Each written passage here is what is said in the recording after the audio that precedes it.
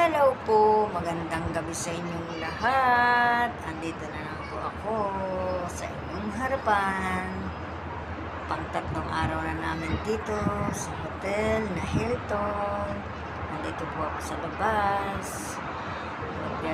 Titingin-tingin po tayo dito sa labas. Alin po kayo? Samahan niyo ko. Ito po ang labas ng aming tinitirhan. Ayan. Labas po yan. Ayan. Ang ganda po, no? Ayan. Ayan po yung sa baba. Ayan po yung mga hotel. Ayan po, hindi na po kita yung boat ngayon, ano? Ayan po ang boat. Ayan. Hindi na po masyadong kita ang boat. Kasi medyo madilim na po ngayon.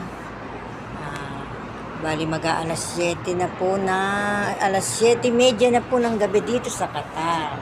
Ayan po. Ayan po ang labas ng hotel. Ayan po sa labas. Tingnan niyo po. Ayan.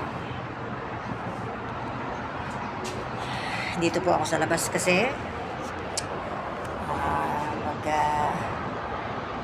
ako po ay makikipagtsikahan ng sandali sa inyo. Matapos kaming maligo ng aking alaga sa swimming pool. Yan po, ako'y naligo na uli ngayon. Sobra po ng init.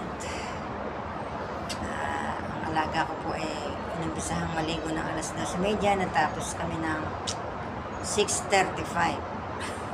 Sobrang tagal na maligo.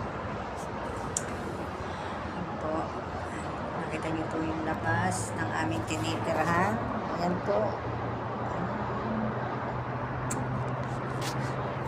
Pahingang po muna. Wala po akong luto ngayon. Pagpasensyahan niyo muna. Ayan po, meron pong aeroplano sa likod ko. Ayan, lumilipad. Yan mo, makakauwi din ako. Sasakay din ako sa iyo. Aeroplano, isang araw. Gusto ko po talagang makauwi muna. Kasi hindi po ako pinapayagan eh. Hirap po ngayon. Kaya konting tiis muna po. At doon po muna ako makakauwi. Sa ngayon po, baka bakasyon muna. Pahinga. Hindi niyo po ako nakikitang magluto ngayon kasi nasa bakasyon po kami dito sa labas. Magluluto pa rin po ako pag nakauwi na kami. Saturday po, baka makauwi na kami. Yan po. Pakikita ko ulit.